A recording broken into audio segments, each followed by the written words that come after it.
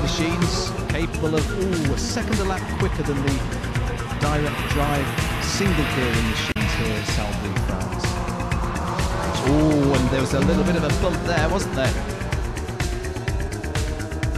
Oh, you wouldn't think they could stay on the circuit, and indeed kart number 632 doesn't. Well, did he leave the circuit or was he helped off? Kart 633, Michel Bertels will have his view of that one. Everybody seems to be safely through, but there's contact on turn 3.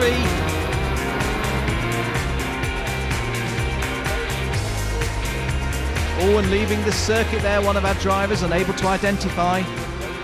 And a wheel leaves kart 624, Christophe Adams of Belgium. Dennis Kroes is one of just 2 drivers that's been to every single one of the 13 Rotax Euro Challenge rounds.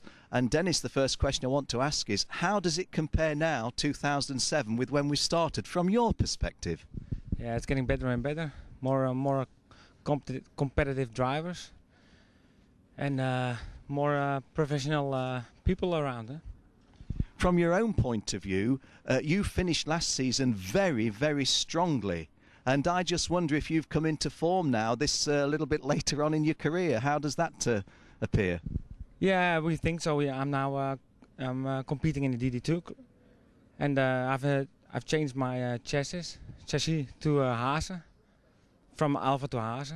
And yeah, in the beginning of the year, last year, we had a wrong chassis, you know.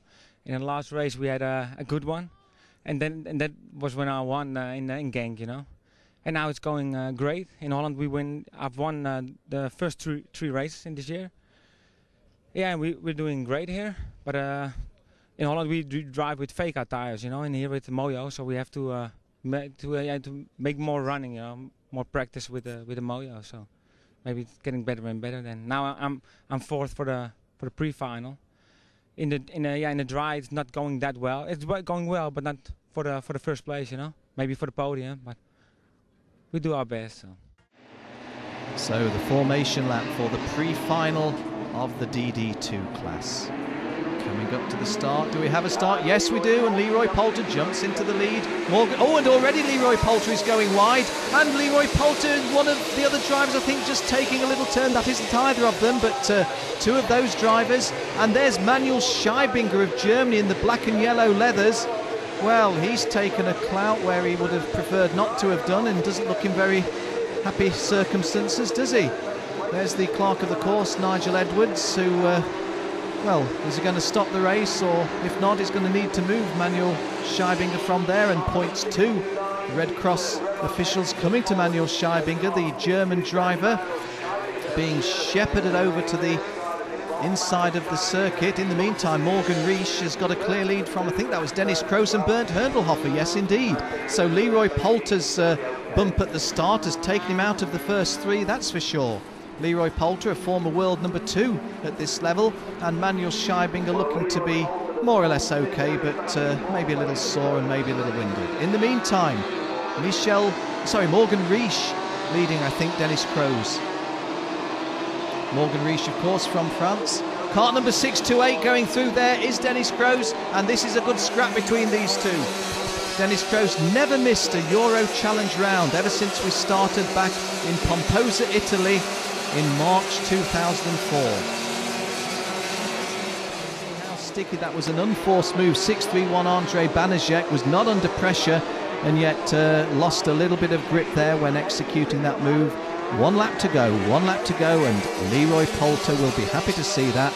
It's very much better driving conditions than it was, but it's not wholly dry, so there's potentially a catch that can be there waiting for. Oh, and a nice move by 634, Severin Szczepanik of Poland, driving the MTech kart. Lovely move by Severin.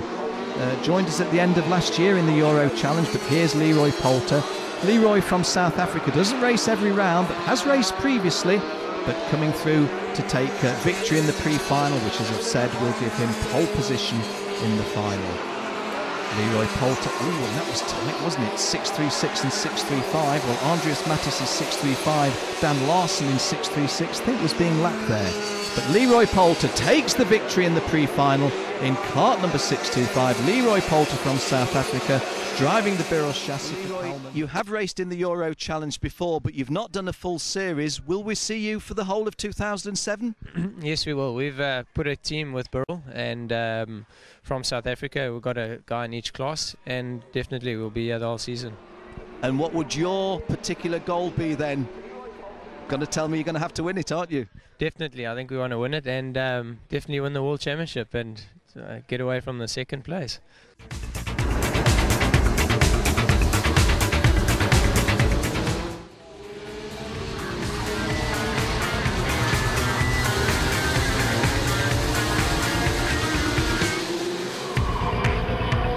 Still difficult conditions in the heats. Not so much the heats as the colds and wets, but there we are. All of these masters over 32 years of age, that's the qualification.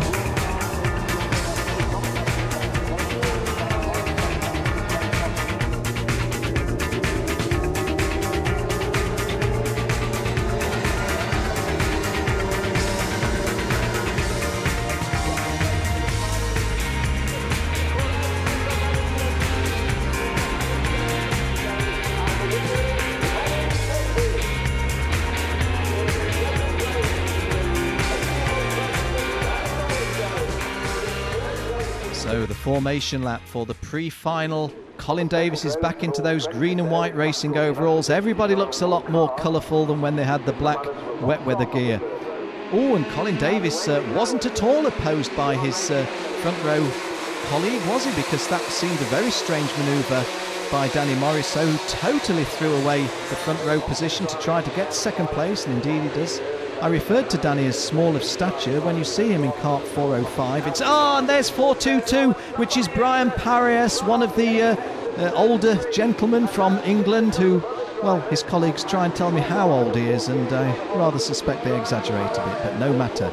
None of them youngsters in the Masters final, of course. Everybody has to be over 32 years of age to qualify for the Masters. And it's the driver who won this particular race last year, Colin Davis, who's looking for a repeat. There he is in shot. Blue helmet, green and white racing overalls. Pick out Colin Davis, or as he said. Well, can you interpret hand signals? I think I knew what that one said.